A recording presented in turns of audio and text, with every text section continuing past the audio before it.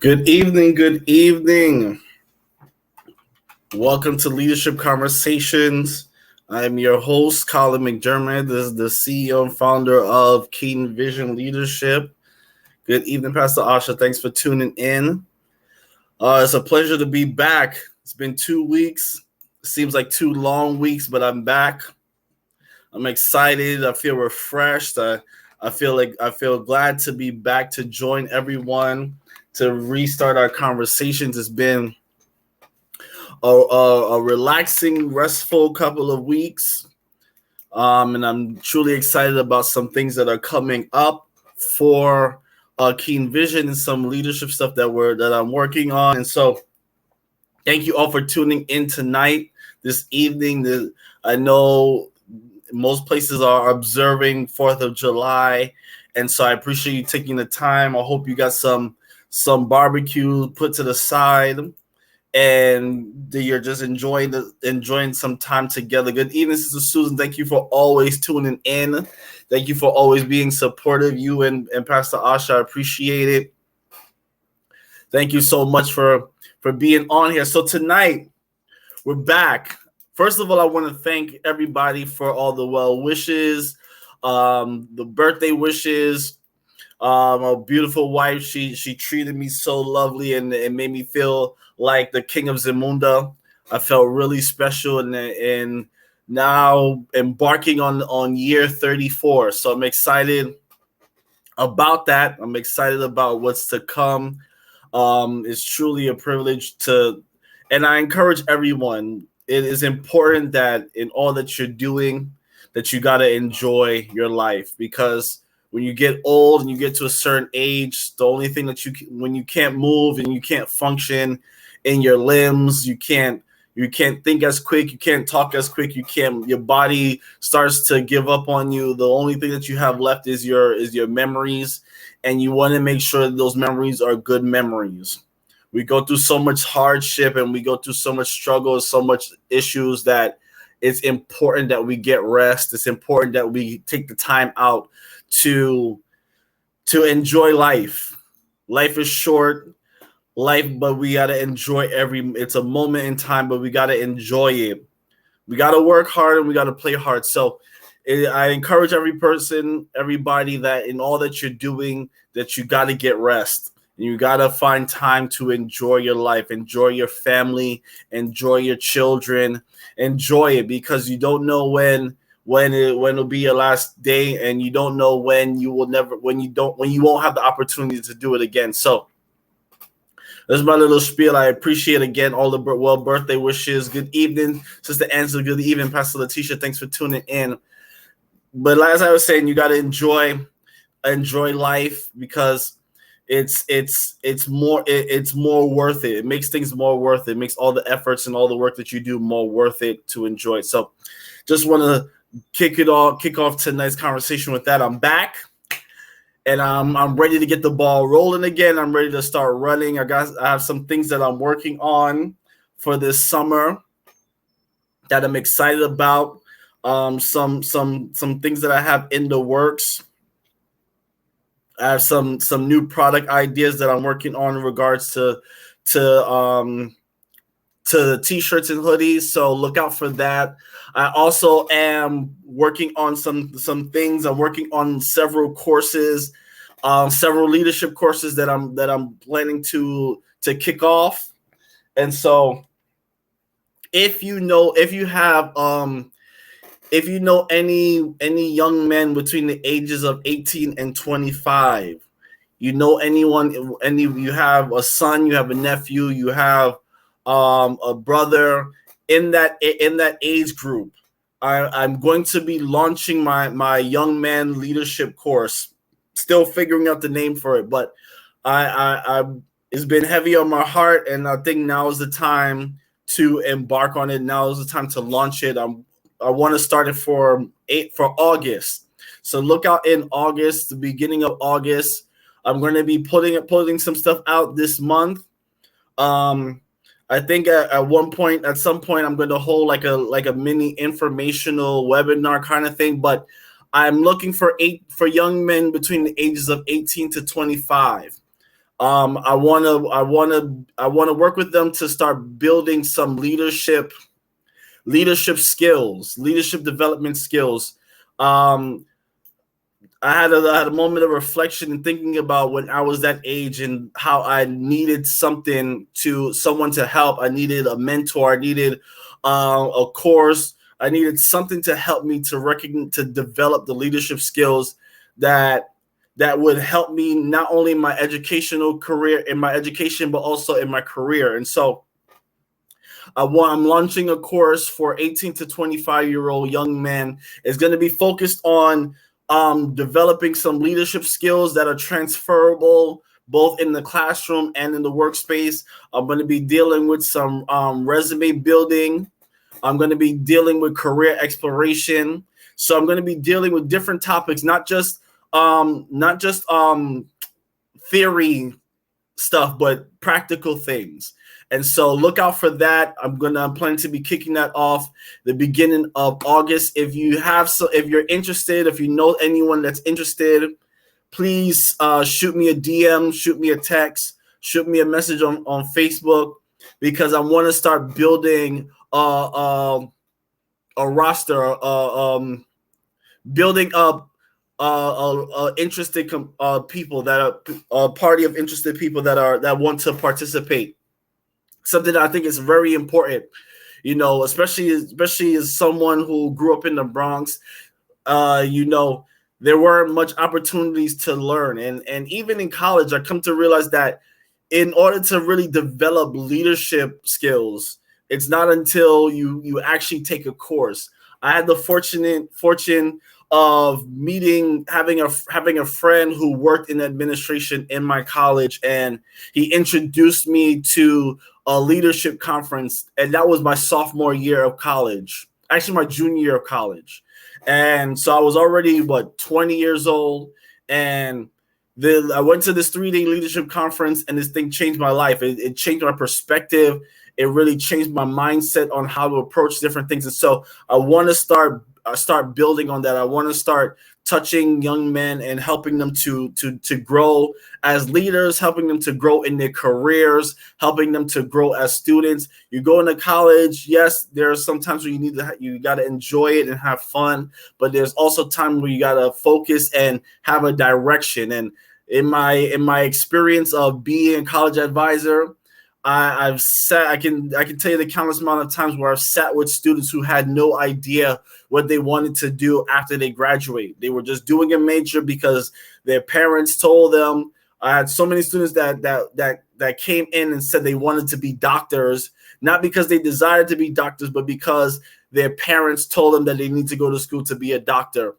And they end up taking all these courses that they didn't necessarily need. So I want to work with some young men to help them to kind of develop a strategy, develop direction. What do you want to do with your career? What's your 5-year plan? How is that going to work? Do you have a resume? How do you build a resume? What should you add? What kind of experience do you have? Should you do an internship? What does that look like? Should you participate in community service? Should you join clubs and organizations? All those things are important, especially when you're in the workforce, when they're looking at your resume to decide in between you and another candidate who to hire. All the experience that you develop, using your time wisely, using your summers wisely. One of the regrets that I have is that I didn't use my summers wisely. I wanted to come home and hang out with my friends from home rather than using that time to get internships. And so all of these things I want to cover. I want to build transferable leadership skills, teach them about leadership character, and all of these things, so that as they step into the workforce or they step into the college area, they already have the tools necessary to put them in front of other candidates, to put them in front of in front of their peers, and to really give them a leg up or a better chance in getting the job that they desire. So, as I said, this is going to be in August. I'm going to be putting out some information for this month, so look out for that. If you're interested, if you know someone who's interested, please send them my information. Shoot me a DM, shoot me a text, and we'll get the ball rolling on that. So thank you so much. There's some other things that I'm working on as well that I look forward to kicking off in the fall. I want to do a course on building effective teams. A lot of us, we were entrepreneurs or we're ministry leaders, and we have that burden of trying to do it on our own. And so want to do a 6-week course where I talk about building the right team. How do you build the right team for whatever it is that you're doing? And so in order to do that, you have to learn about what do you need? How do you establish your organizational culture?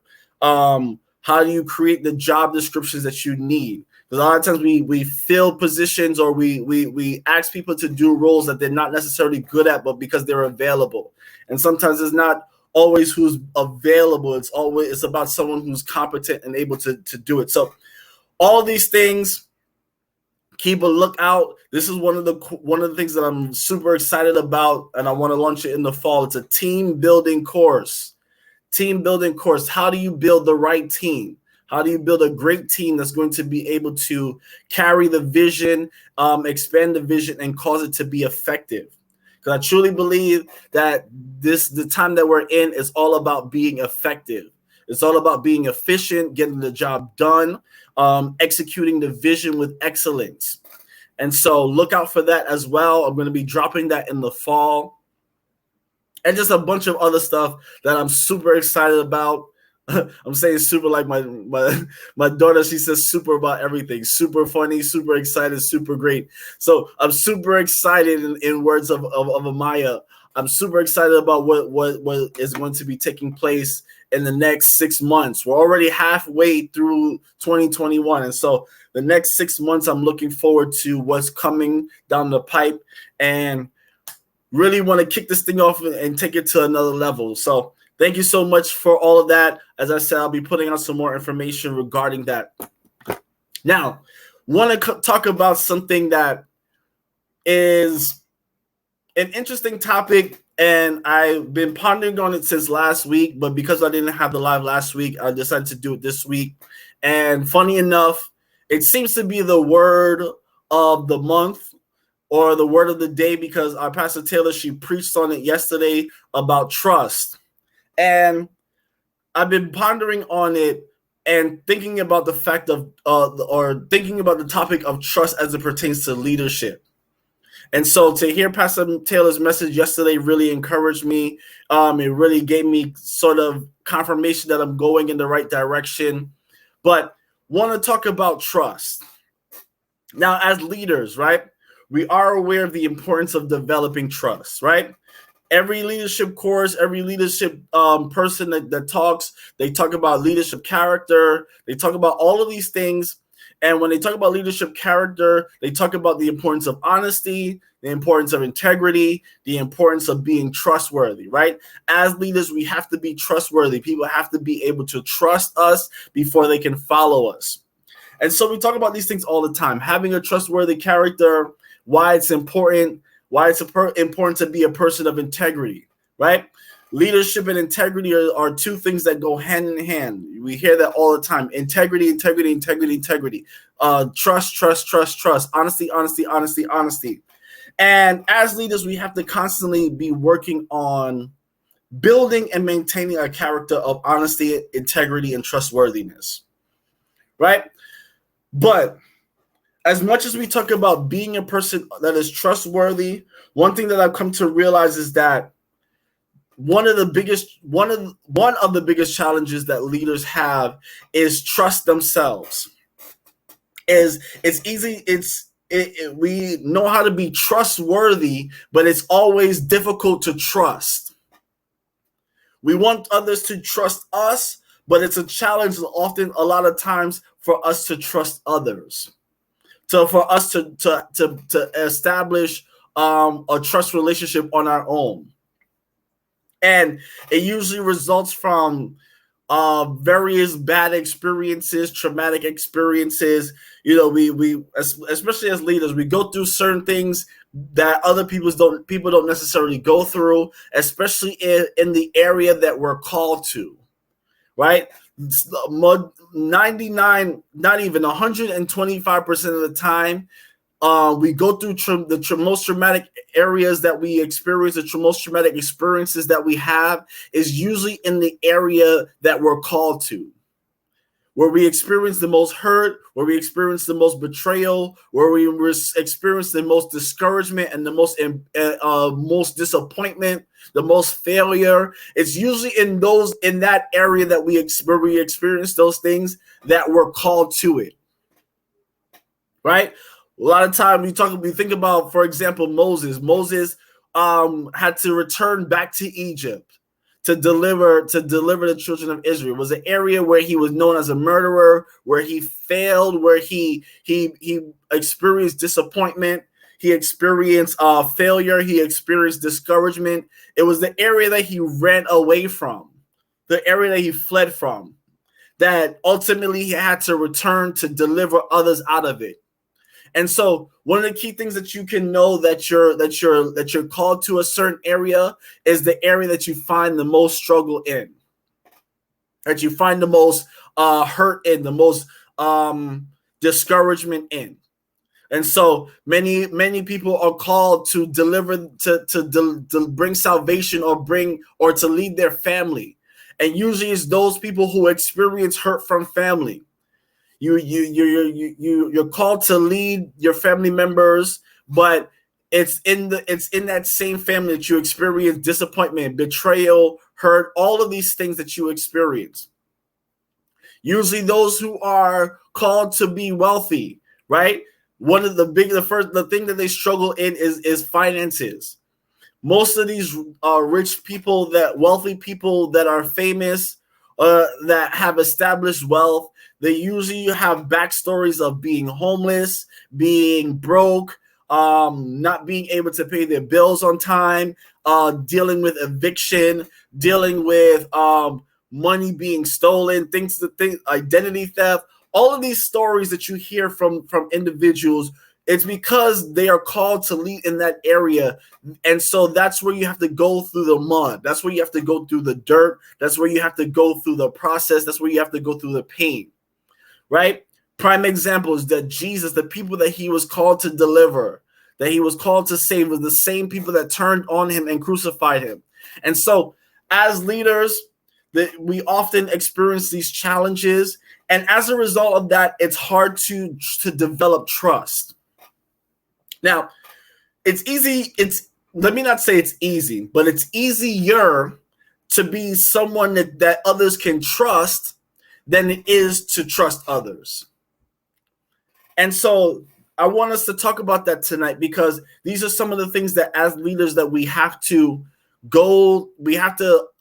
recognize where our triggers are, where our issues are. We have to go and develop and get healed in those areas so that we can be even more effective in what we're doing.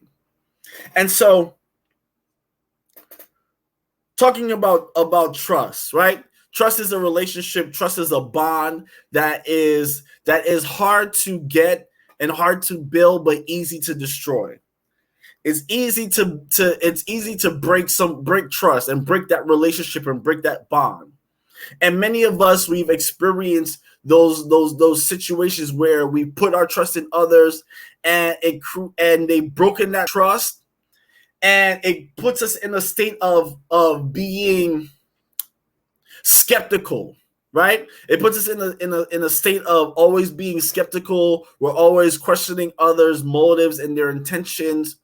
And without recognizing it, sometimes it can be a bit of a detriment to us, especially as leaders, especially as people with vision.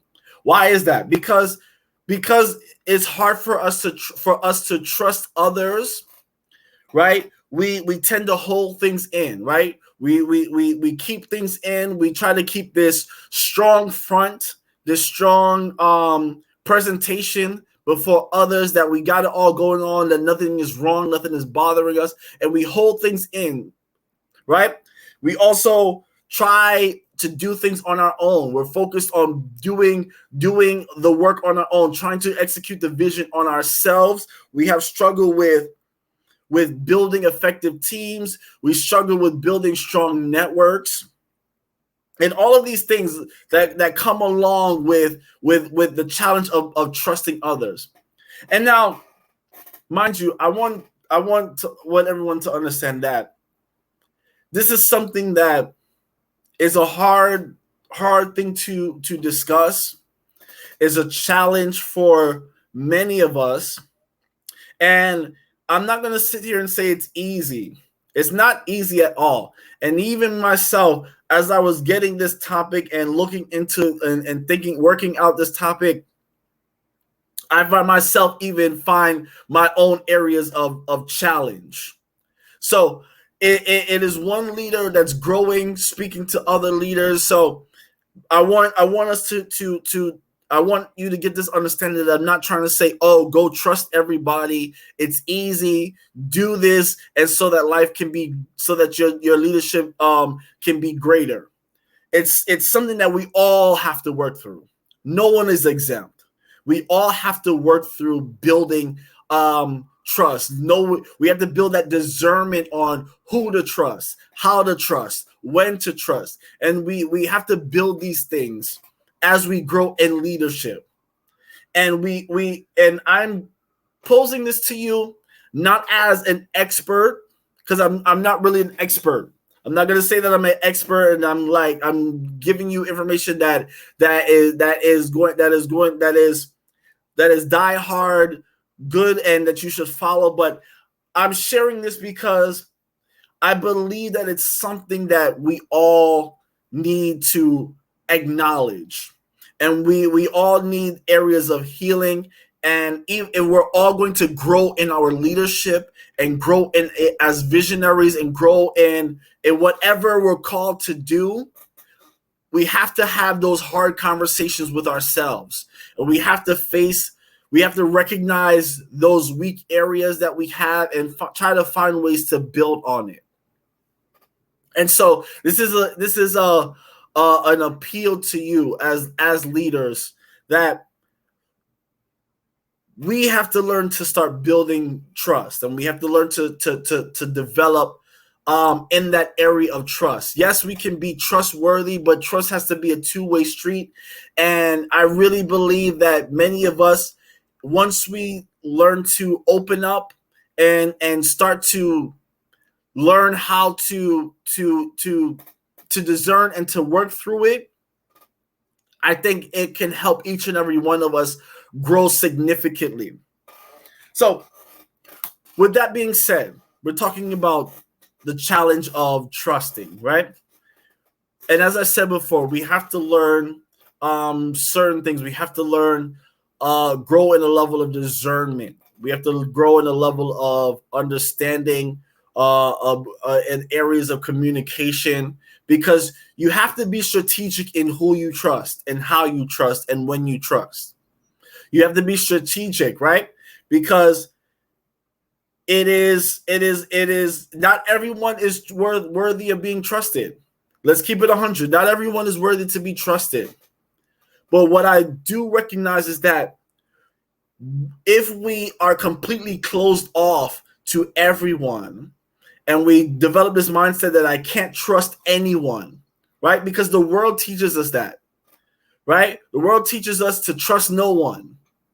Trust no one. Don't trust anyone, but trust yourself, right? There's an old wrestler, Stone Cold, that used to say DTA, don't trust anyone, right? There are a lot of people there are a lot of us, a lot of people who are develop this mindset of I can't trust anybody, and so I'm closing off my heart, I'm closing off my mind, I'm closing off my spirit to everyone. But there has to be a time where we recognize that we can't do everything on our own. We need others. It's that we have to break out of that crab in the barrel kind of mindset that everyone is trying to take us down. And it's something that grows as you grow in God. as you grow in your relationship with God, you start to develop that instinct. You start to develop that discernment. You start to recognize body language. You start to recognize key words. You start to recognize triggers, right? And you begin to develop in the area of learning who to trust. Now, there are 3 areas in particular that I want to discuss tonight as it comes to us being leaders and struggling with trust. The first area is that we a lot of times we tend to struggle with trusting in God. And Pastor Taylor, she preached an awesome message yesterday about the importance of trusting God. And it often requires us to trust God in unknown situations, right? It's easy to trust God once he's done something, once we've already had the experience, right? But when we are facing new challenges, it requires us to develop a greater level of faith and a greater level of trust in God. Why is trusting in God important? Because as Pastor Taylor elaborated yesterday, and I want to echo it a little bit today, is that we have to recognize that God speaks to us from the future. And so when God who has already created a plan, who has already developed a plan, who's already in the future talking to us in the present, everything that he does it well, and he does it strategically. He's planned every step. The Bible says that the steps of a righteous man are ordered. Our steps are ordered by God. And so it's important that before we can do anything in our destiny, in our purpose, in our leadership role, we have to learn to trust God. And that means being able to trust God when things seem uncertain. Trusting God that he's going to be able to intervene, and he's going to be able to step in at some point, because he didn't create us to leave us alone. And so many of us, we struggle with that. We struggle with trusting God because we walk in unknown areas, and we have unknown experiences. And funny thing is that when we experience new things, right, the new issues and the new challenges sometimes cause us to forget what God has already done. And so we forget to look back at God's track record in our lives and what he's already done for us, because we magnify the challenge that's before us. But if we would get to a place of, if God said it, I'm going to do it. If he said he's going to do it, I'm going to wait on him to do it. And when we get to that place and we really truly trust in God, it creates a whole better experience. It makes our walk, it makes our purpose, it makes our vision, it makes our business, everything that we're doing much easier to execute. But it becomes a challenge because, as Peter walking on the water, sometimes you have the wind blowing and you start to sink, and you really allow fear to take over. And the fear and you get scared, and you uncertain starts to take uncertainty starts to take over, and we lose the fact of that God is already there. We lose the fact that Jesus is already there, and all we got to do is reach out and touch him. And so the first thing that we have to learn to do as leaders is to develop trust in God. That's the first area, first and foremost, before we tackle anything else. Because when you learn to trust in God, then you know that you're not going to lose. You know, it gives you a bit of a fearlessness, because you know you have a backative. You know you have a God who does all things well. That's been a saying that I've been saying for the past few months, is that God does all things well. And so when you lack trust in God, you give room to fear. You give room to disappointment. You give room to the crippling feeling of fear that keeps us from going forward, from even trying. And so we have to first develop trust in God. Then the second area that we need to develop trust, that we struggle in and we need to grow in and develop in, is develop trust in ourselves. I'm going to say it again. We need to learn to develop trust in ourselves, because many of us, we don't trust trust in ourselves enough to do the things that we need to do. Right? We become afraid. We begin to doubt what we're capable of. We doubt how we would handle certain situations, and so oftentimes it puts us in a place of harsh self-criticism. It puts us in that area of fear of trying, and it also creates a area of self-sabotage. Let's talk about it, because self-sabotage is a real thing. A lot of times we miss opportunities because we self-sabotage, because we don't trust that we're capable of doing it. Right? An opportunity comes, a new job opportunity comes, a promotion comes, or a ministry opportunity comes, and because we don't trust that we have what we need to be able to excel and to do well, we try to do things to self-sabotage ourselves. We sabotage opportunities. Listen, I was the king of that, right?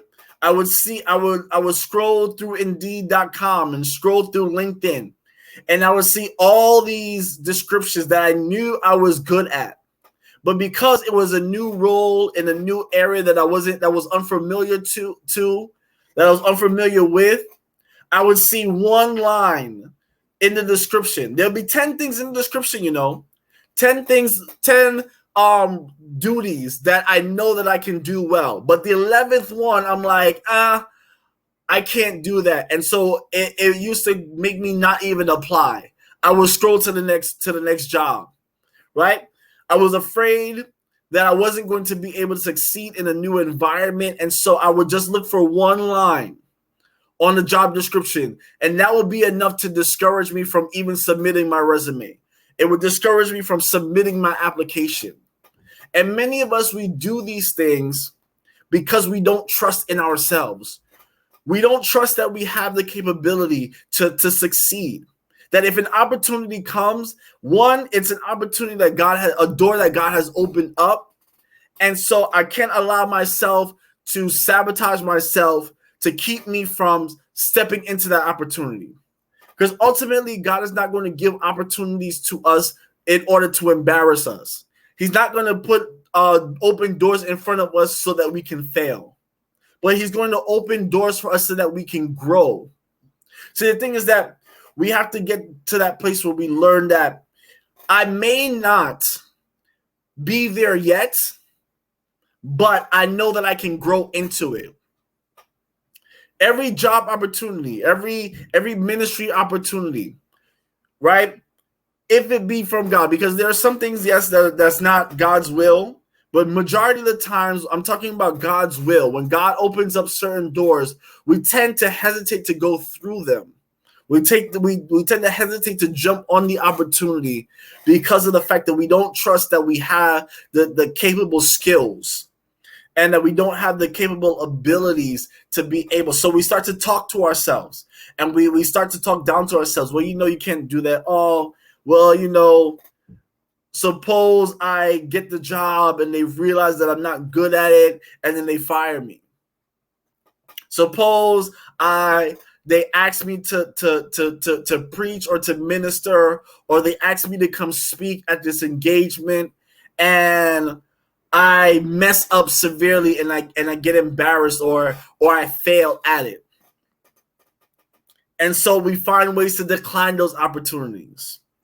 We say, we don't put our best work out, right? We don't put our best selves out for anyone to really see because we don't feel that we're able to. But I want us to understand that for the purpose that we've been given in our lives, we have to change our thought process on how we approach life.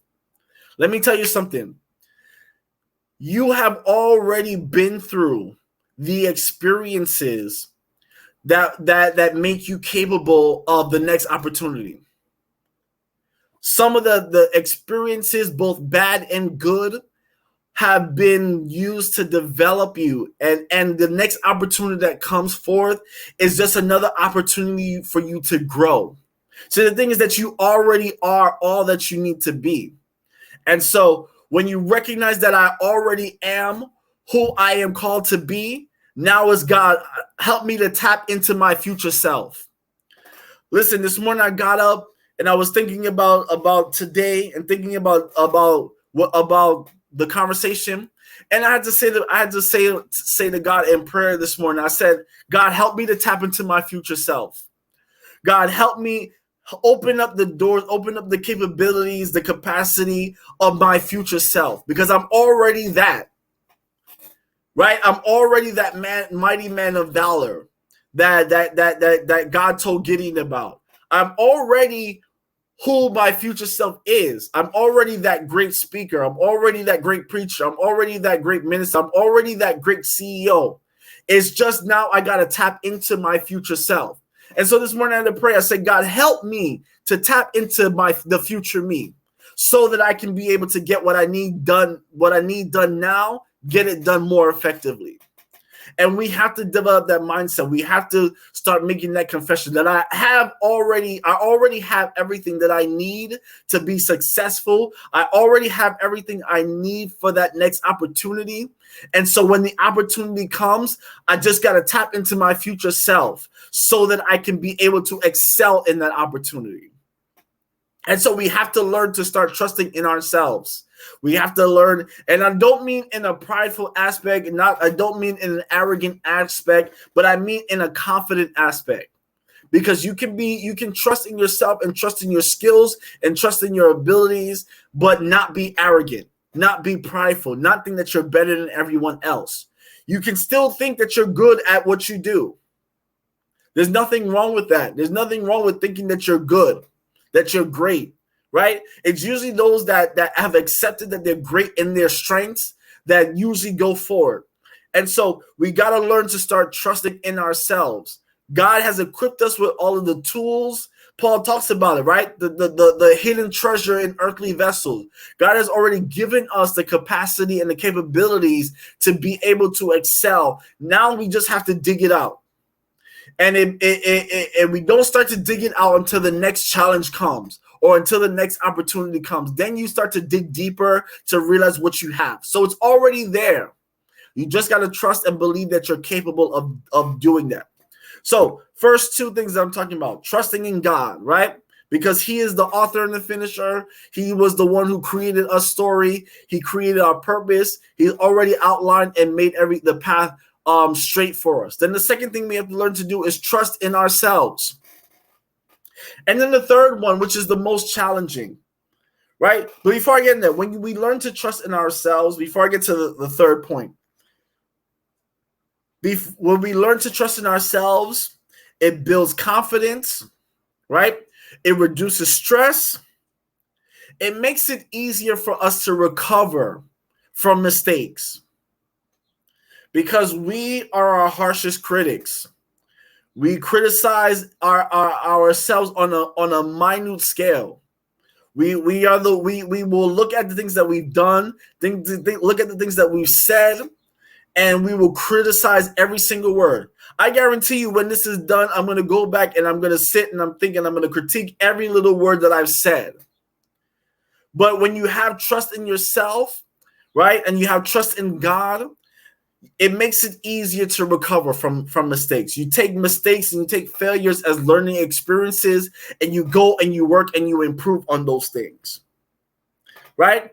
And so it also builds confidence of others in you, right? We want people to trust in us, but if I don't trust me, I can't expect you to trust me.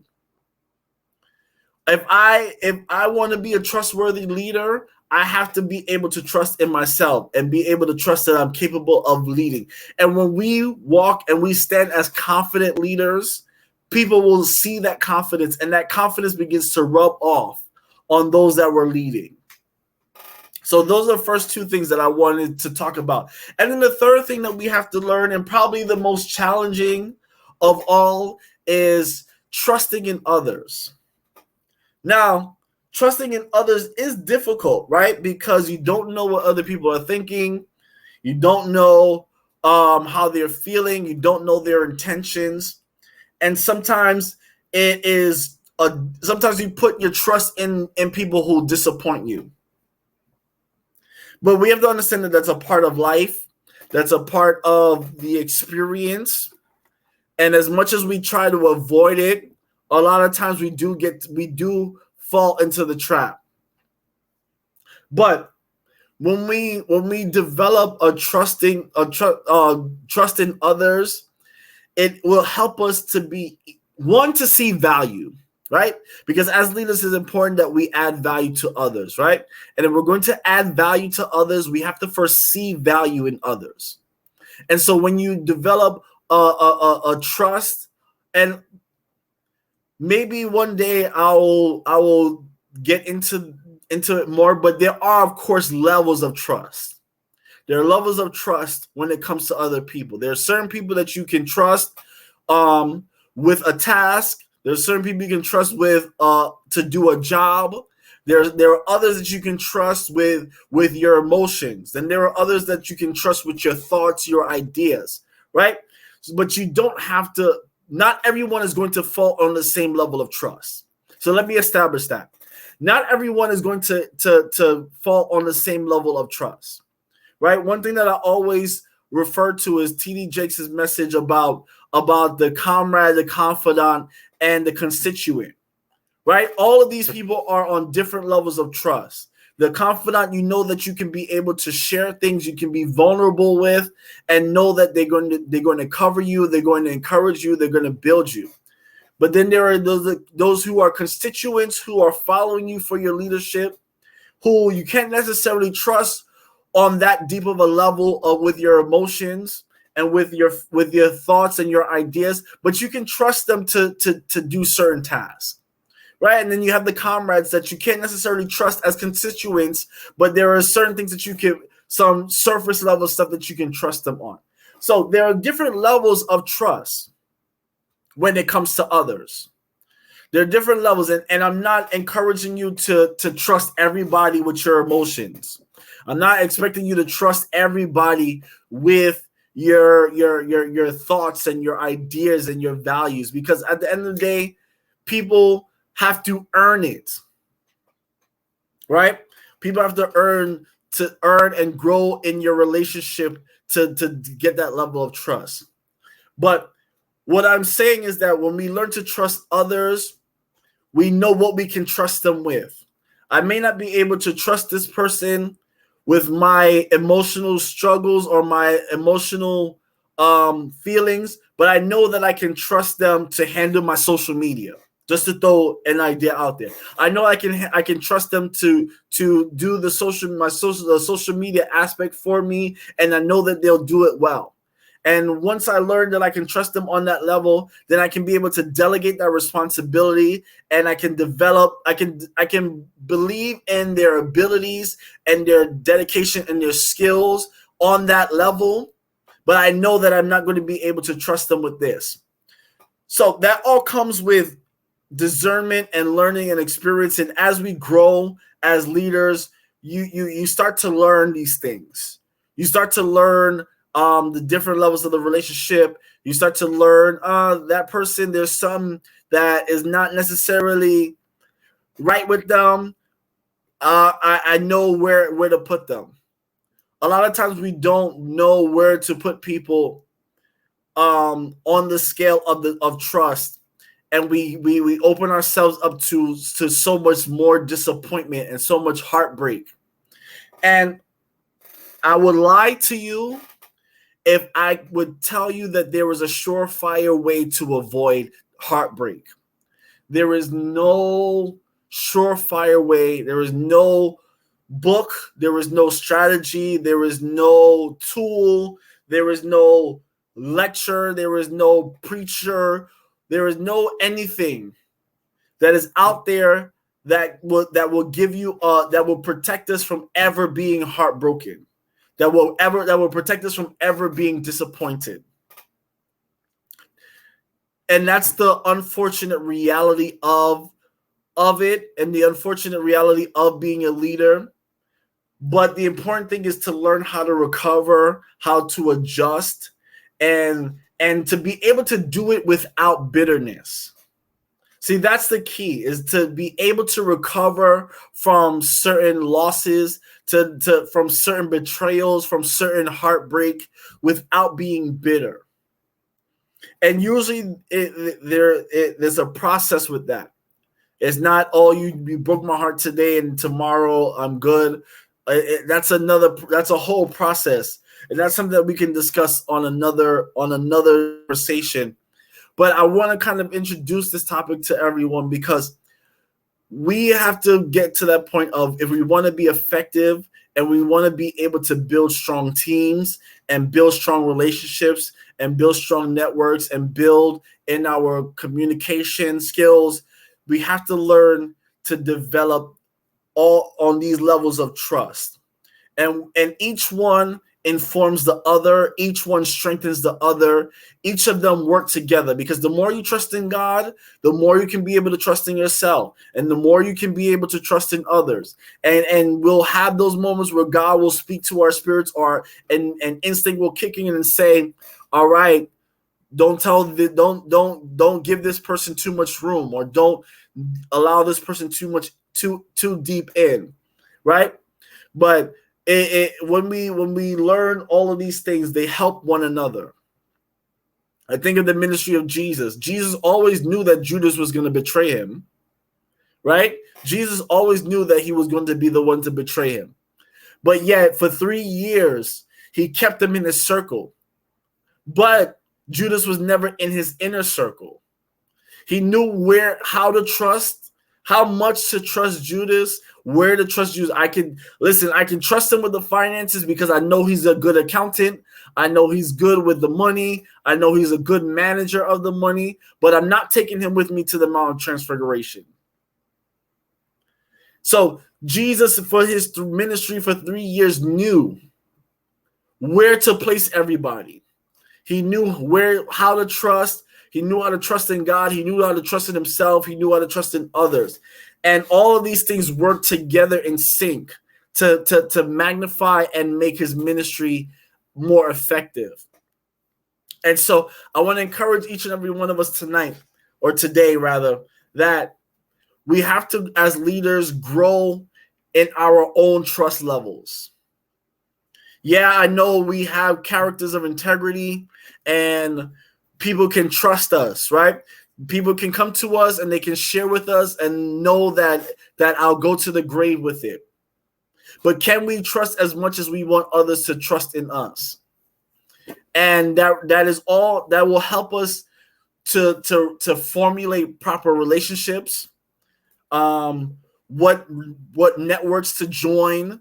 It'll inform us on how to properly grow as leaders, how to properly delegate, how to properly build teams, right? All of these things, when we grow in these areas, it will help us to be effective in all that we're trying to do. Because guess what? When I trust in God, I know that if he leads me in a direction or he leads me in an opportunity, guess what?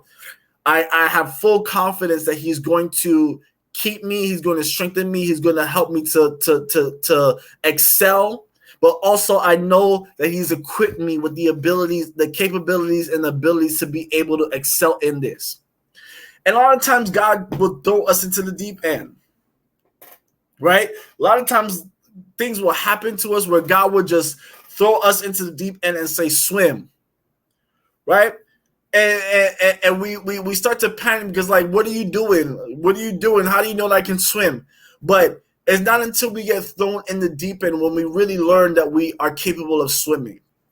And it's uncomfortable, but a lot of times God will put us in these situations so that we can learn to trust ourselves. And we can learn to trust him even more. And as we do that, we learn to trust others. And we put ourselves in better situations as leaders and better predicaments.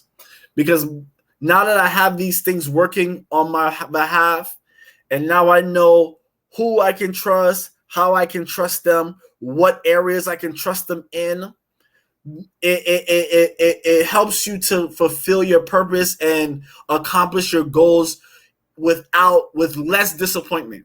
I'm not going to say without disappointment, without heartbreak, with less of it.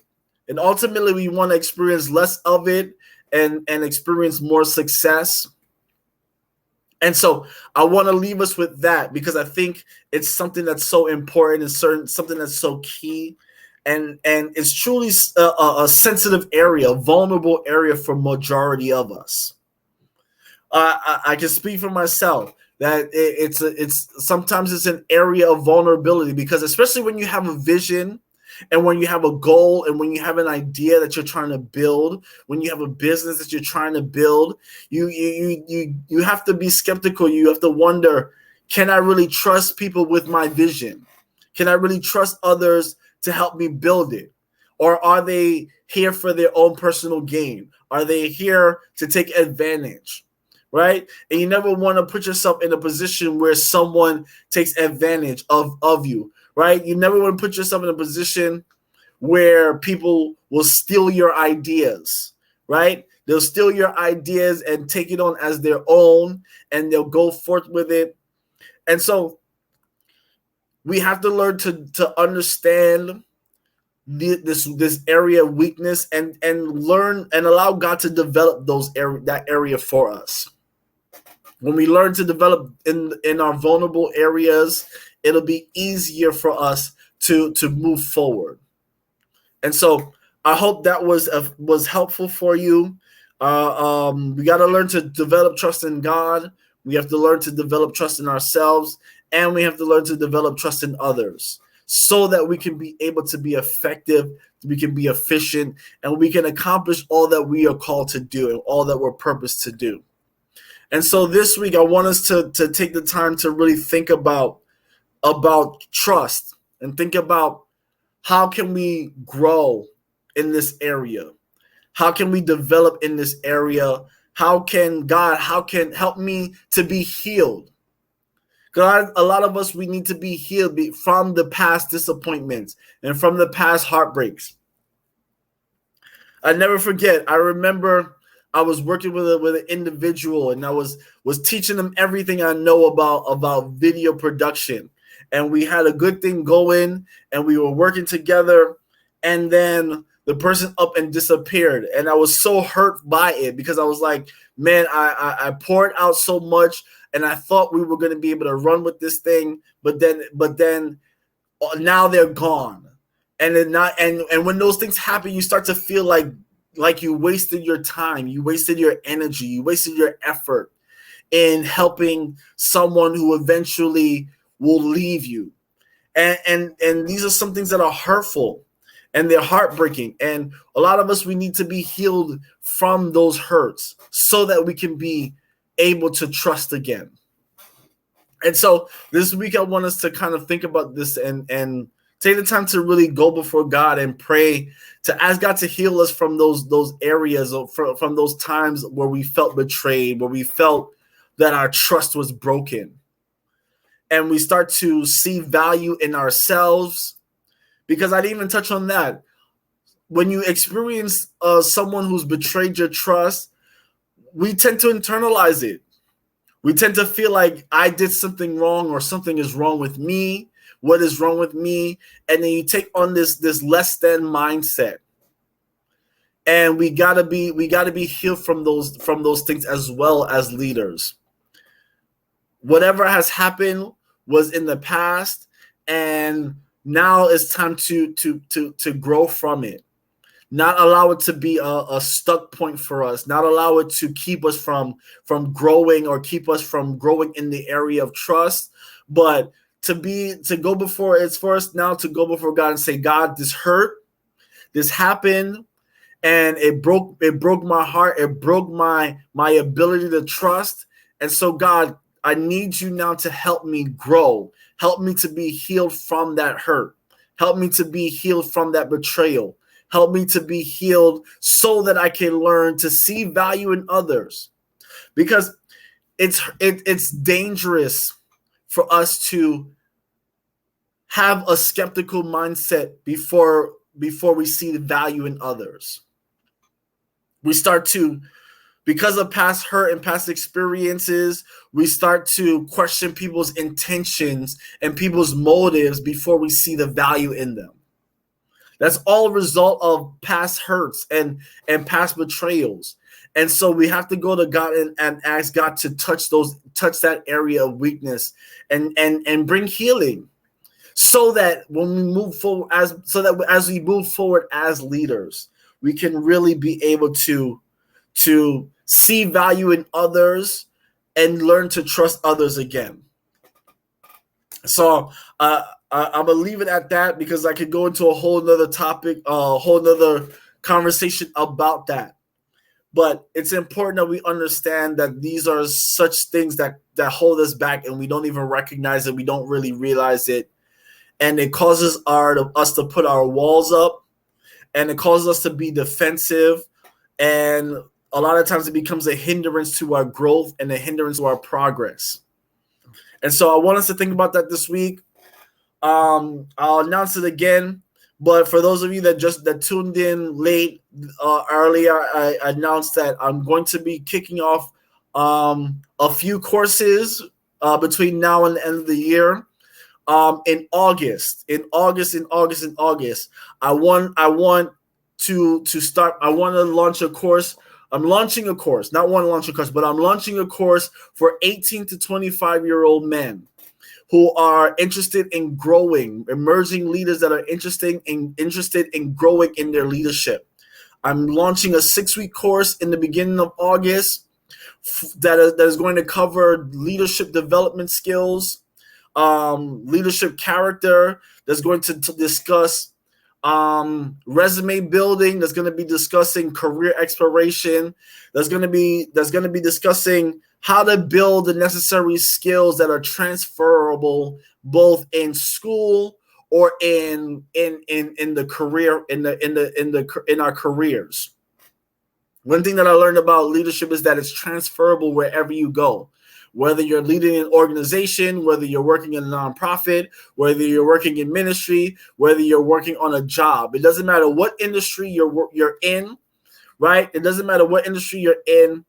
Leadership skills are transferable.